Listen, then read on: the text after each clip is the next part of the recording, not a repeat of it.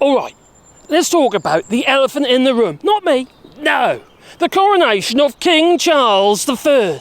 I mean, seriously, are we really going to do this? Are we really going to, well, spend hundreds of millions of pounds on a coronation for a man who, let's be honest, most people couldn't give two flying hoots about?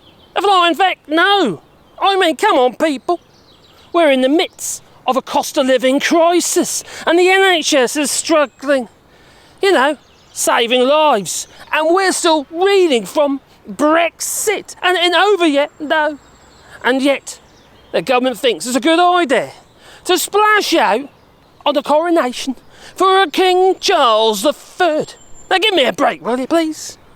Just borrow more money, maybe. Oh, that's what they'll do. Now look, I am not an anti-monarchy per se. No, I mean, I don't really see the point of it though.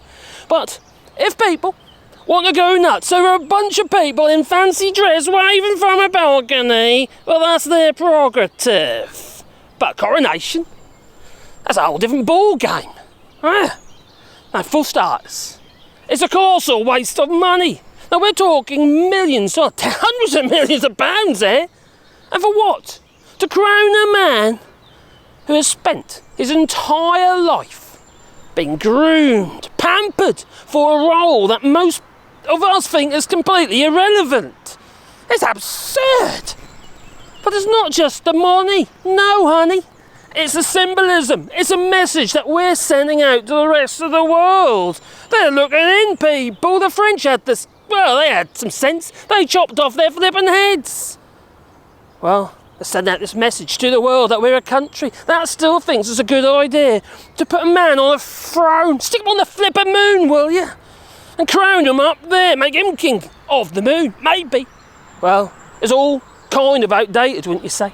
Feudal nonsense that most of us thought that we'd left behind in the 17th century. And Jacob Rees-Mogg, well, he just loves it all, that he does. Well, look, I know some people say that the coronation is good for tourism, or it's a way of bringing the country together again. But no, it's creating more divide and, you know, division. People ain't happy, no. But let's be real here. The only people who really care about the coronation are the monarchy fanatics, a minority group, and the right-wing tabloid press. Keeps them in business, you know. For the rest of us, it's just another reminder that we're stuck in a country that still thinks it's a good idea to waste hundreds of millions of pounds on a pointless, outdated ceremony. So let's just cut the crap, shall we? Let's put our money and our energy into things that really matter, like the NHS, like education, and the environment. And let's leave the coronations to the history books where they belong, just gathering dust. Ta-ta.